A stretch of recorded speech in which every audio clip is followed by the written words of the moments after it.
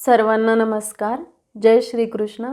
आपण सर्वप्रथम प्रार्थना म्हणूयात. वसुदेवसुतं देवं कंसचाणूरमर्दनं देवकी परमानन्दं कृष्णं वन्दे जगद्गुरुं. श्रीकृष्णं वन्दे जगद्गुरुं. जय श्रीकृष्ण. आपण पाहत आहोत अध्याय 3 म्हणजेच कर्मयोग आणि आज आपण पाहणार आहोत श्लोक क्रमांक 21. श्लोक पाहूयात. यद्यदाचरते श्रेष्ठस्तत्तदेवेतरो जनः स यत्प्रमाणं कुरुते लोकस्तदनुवर्तते.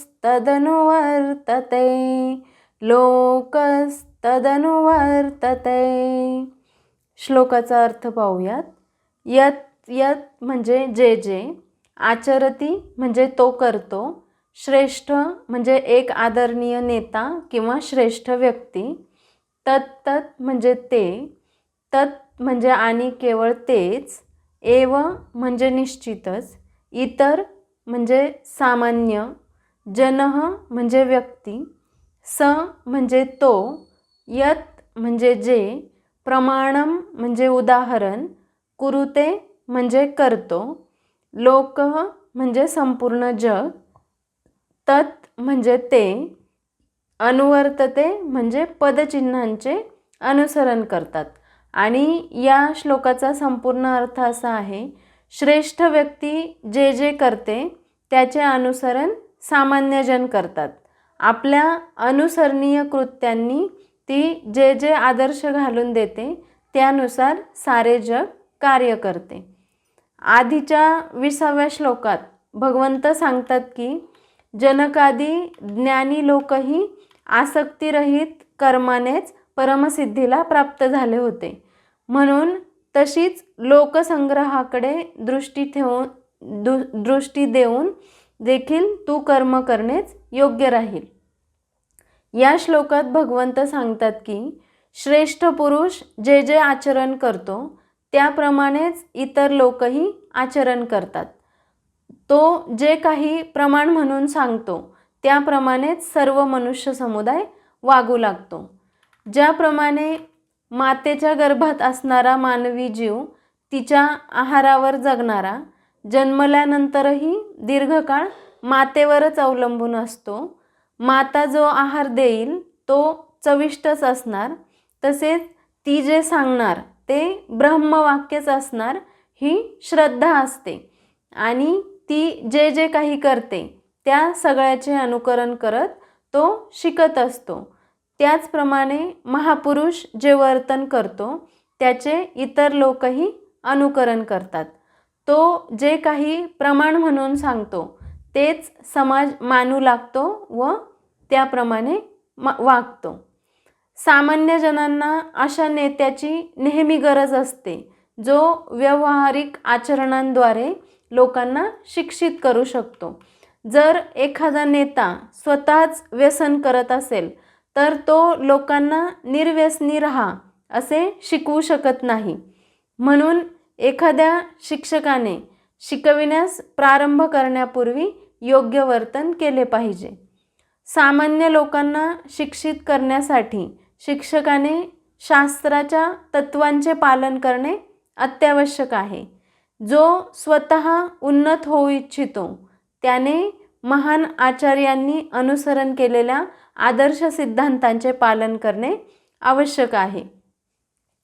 मनुष्याने महान भगवत भक्तांच्या पावलांचे अनुसरण करणे आवश्यक आहे आणि आध्यात्मिक साक्षात्काराच्या पथावरील प्रगतीचा हाच योग्य मार्ग आहे.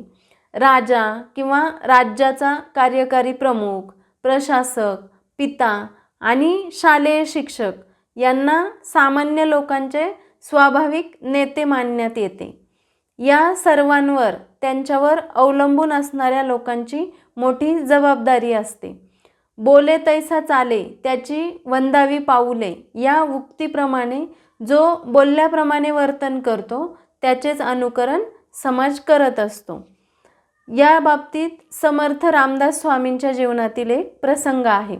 एक महिला आपल्या मुलाला घेऊन त्यांच्याकडे आली व म्हणाली, हा माझा मुलगा खूप गूळ खातो. गुळाच्या अतिउष्णतेने त्याचे नाक फुटते. त्याला उपदेश करा.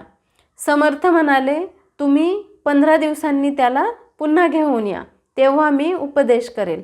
15 दिवसांनी ते दोघे परत आले.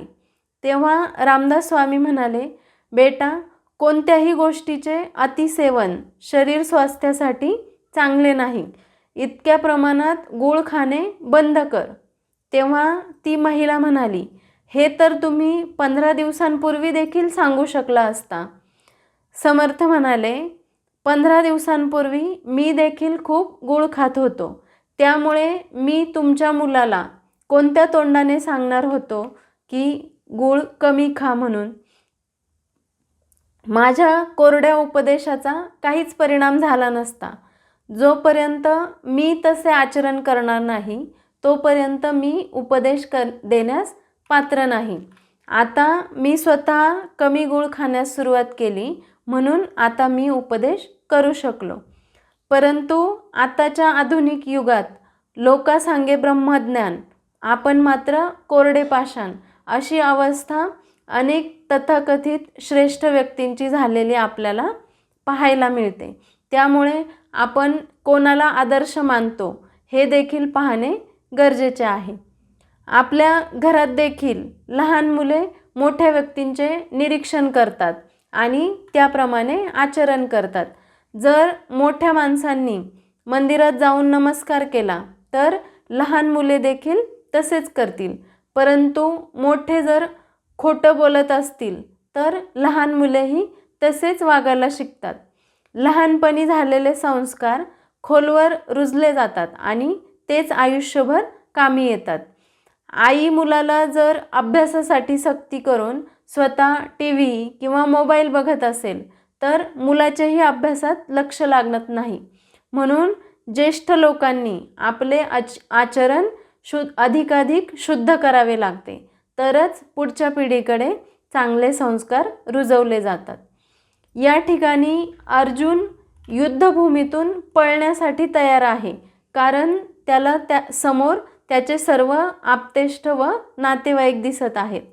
भगवान म्हणतात, हे योग्य नाही. तू जसे करशील तसेच तुझे सर्व सैनिक देखील करतील.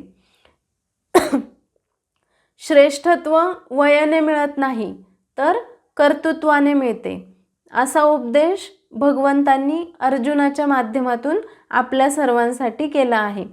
याच कारणामुळे श्रीकृष्णांनी अर्जुनाला निष्काम भावनेने युद्ध करण्याचे कर्तव्य पार पाडण्याचा आग्रह केला, जेणेकरून तो समाजासमोर योग्य आचरणाचा आदर्श ठेवेल.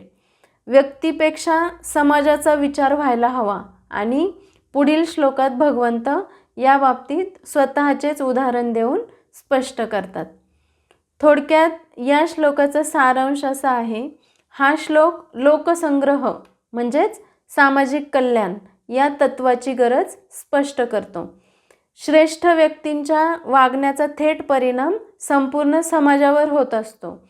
त्यामुळे त्यांनी नेहमी अनासक्त होऊन आपले कर्तव्य कर्म उत्कृष्टतेने करत राहावे, जेणेकरून इतरांना योग्य दिशा मिळेल. म्हणजेच हा श्लोक नेतृत्वाचे सामर्थ्य आणि आदर्शाचे महत्त्व यावर जोर देतो.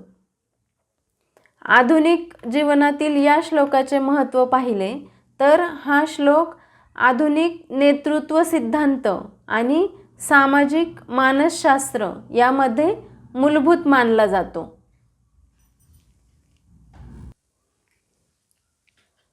कंपनीचा CEO, संघाचा कर्णधार किंवा देशाचा नेता यांच्या वर्तनाचे अनुकरण संपूर्ण संस्था किंवा राष्ट्र करते. उदाहरणार्थ, जर नेता प्रामाणिक असेल आणि नियमांचे पालन करत असेल तर कर्मचाऱ्यांमध्येही प्रामाणिकपणा आणि शिस्त वाढते. परंतु जर नेता आळशी किंवा अनैतिक असेल तर तेच प्रमाण सर्वत्र प्रस्थापित होते आणि कर्मचारी देखील त्याप्रमाणेच वर्तन करू लागतात. म्हणून कॉर्पोरेट आणि राजकीय नेतृत्व यांसाठी हा श्लोक खूप महत्त्वपूर्ण आहे. हा श्लोक नेत्यांना त्यांच्या नैतिक जबाबदारीची जाणीव करून देतो. तसेच आदर्श आणि सामाजिक प्रभाव या दृष्टीने पाहिले तर आजच्या काळात सोशल मीडियामुळे प्रभावशाली व्यक्तींचा लोकांवर, विशेषतः तरुणांवर मोठा प्रभाव असतो. श्रेष्ठ म्हणून ओळखल्या जाणाऱ्या प्रत्येक व्यक्तीने हे भान ठेवले पाहिजे की त्यांचे प्रत्येक आचरण लाखो लोकांचे प्रमाण बनू शकते. त्यामुळे त्यांनी सकारात्मक आणि कर्तव्यनिष्ठ उदाहरण जगासमोर ठेवले पाहिजे. म्हणून जे सामाजिक क्षेत्रात वावरतात किंवा लोक ज्यांना आदर्श मानतात त्यांचे आचरण देखील तसेच आदर्श असले पाहिजे. तसेच शिक्षण आणि पालक या दृष्टीने पाहिले तर घरात पालक आणि शाळेत शिक्षक हे विद्यार्थ्यांसाठी श्रेष्ठ पुरुष असतात. ते जे बोलतात त्यापेक्षा जे वागतात तेच मुले शिकतात. म्हणून आपले आचरण सुधारून इतरांसाठी आदर्श निर्माण करणे हे या श्लोकाचे सर्वात मोठे आधुनिक महत्त्व आहे. थोडक्यात हा श्लोक स्पष्ट करतो की आदर्श कृती ही उत्तम मार्गदर्शनापेक्षाही अधिक प्रभावी असते. अशा प्रकारे आपण 3ऱ्या अध्यायातील 21वा श्लोक समजून घेतला आहे. आता आपण समापन प्रार्थना म्हणूयात. योगेशं सच्चिदानन्दं वासुदेवं व्रजप्रियं धर्मसंस्थापकं वीरं कृष्णं वन्दे जगद्गुरुं. श्रीकृष्णं वन्दे जगद्गुरुं. ओम श्री कृष्णार्पणमस्तु.